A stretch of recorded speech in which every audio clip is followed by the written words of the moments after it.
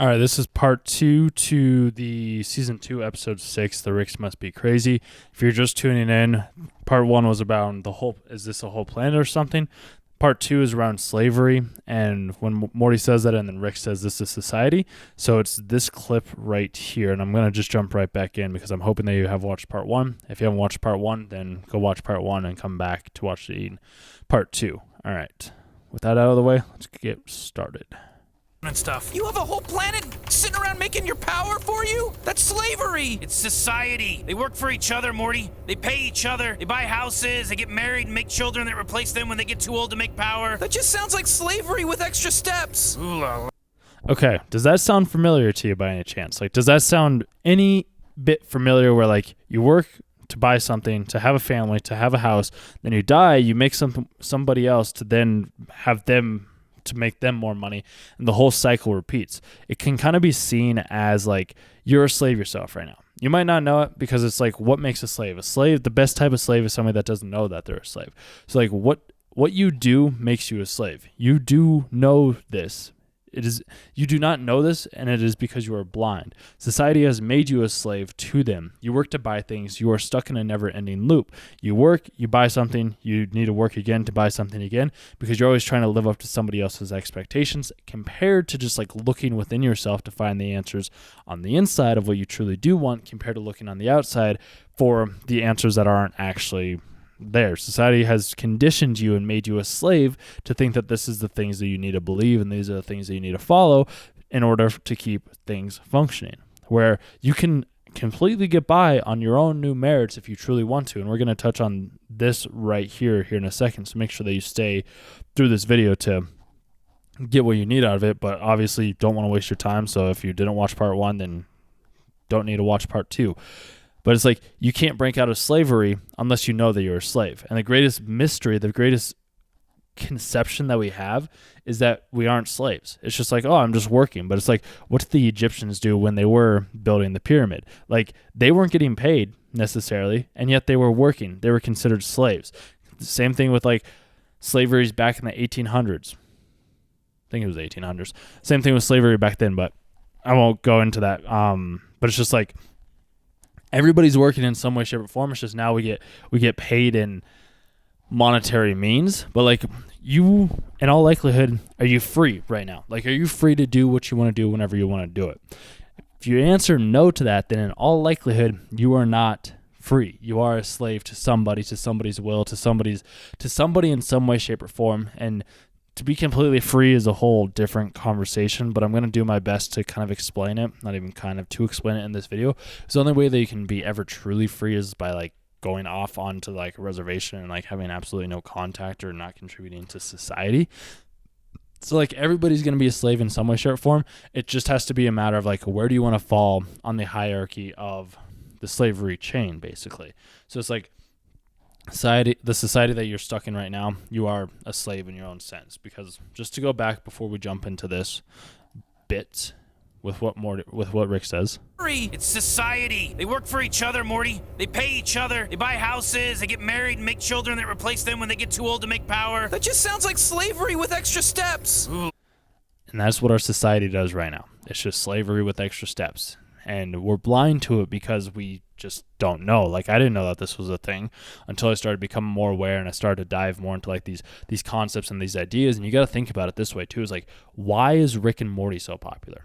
Like, what makes that show so popular? And if you guys also haven't watched one of the other videos that I did on like the hidden meaning behind like, did you get any of this? Because like every show, every media, everything that you consume has some sort of hidden meaning in it, because otherwise you wouldn't be watching it, because it's coming to you in the exact way that it needs to hopefully help you maybe like see things in a different way, maybe awaken in a different insight, or just like break out of your conditioning that you have been preconditioned to.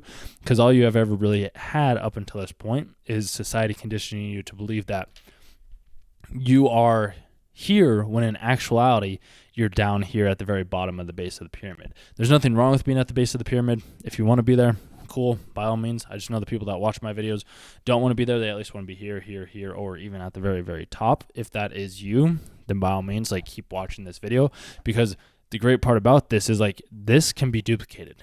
it's like this person here can also be up at the top, but they have to do it in their own small little thing.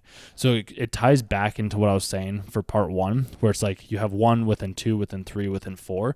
You have everything within everything. However, the main difference and the big difference is like you have to be the one at the top, but like you need to be able to distribute.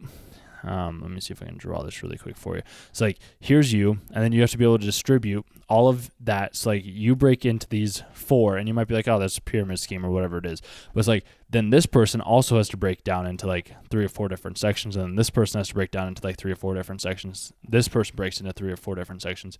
And the great part about this is like, these are people, by the way. I don't know if you can tell that at all. But like, so this person right here, okay? It's like this person then can move over here, and then he can have all of his persons over here. And then this person that also has all these different people, has all of these different people, has all of these different people.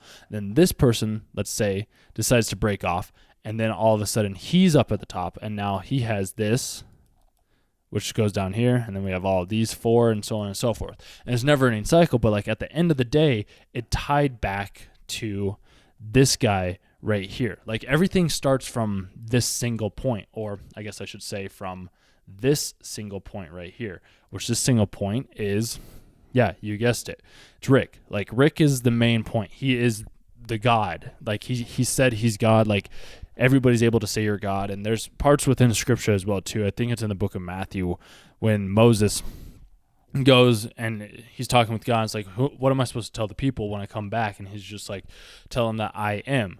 And that I am is saying that you are God. Like that's the one constant. That's the one thing that remains. And I've covered that in other videos in the past, so I'm not going to go into it today. But if you need more clarification on that, just let me know and I can make an updated video on that too.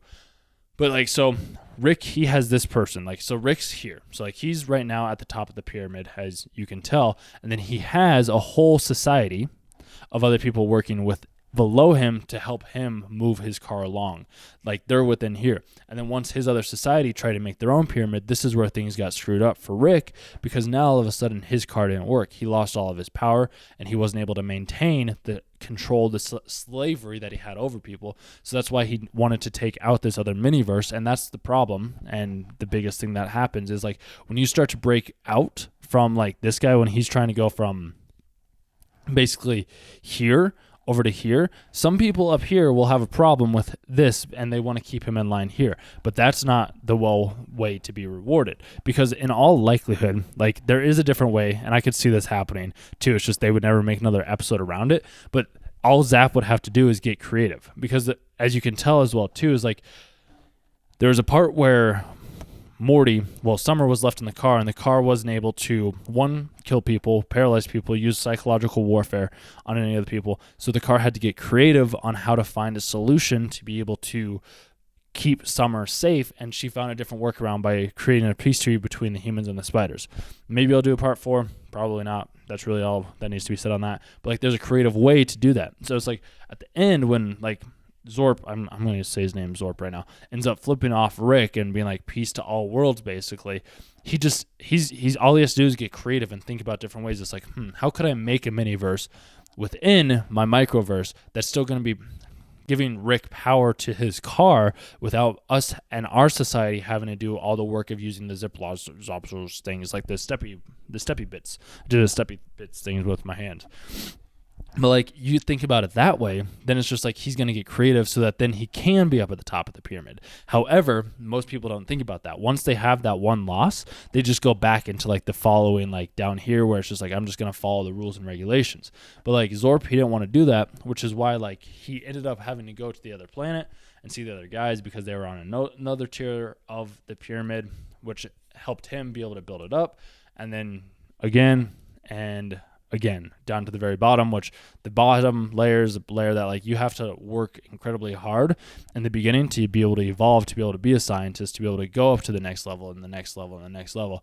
But everybody has the capability to be up here at the very top and be this person right here. It's just a matter of having to use all the other information from all the other people to help you get up to that spot. And some people, they may think it's slavery, but it's not slavery. All it really is you just using the information that you have, and everything has a structure such as this. It's the reason why there's pyramids in Egypt. It's a reason why there's pyramids all over the world. It's a reason why triangles are the strongest shape, is because they work. You have to have one person up at the top. If you don't have one person at the top helping other people function down, then nothing's ever going to function. Like if you had these people up at the top, like if we moved this up here and Rick was down at the bottom, society would just crumble. Nothing would ever get done. Whereas like when you have one specific person, Rick, that's here, everything else follows and stays in structures. And some people, they won't like that. They'll think that like, oh, this is slavery. But like once you become aware that this is how like people work and this is how society functions, it becomes a whole lot easier for you to break free from that. Awesome. Hope you guys liked part 2. If you did, subscribe to the channel. Even if you didn't, still subscribe to the channel. It's completely free. And especially if you made it to the end of the video, clearly you're interested in these types of topics. So I hope you enjoyed that. Part 3 is going to be coming out here in the next coming days or so. So stay tuned for that. And I'll catch you guys in part 3. Talk soon. Thanks again.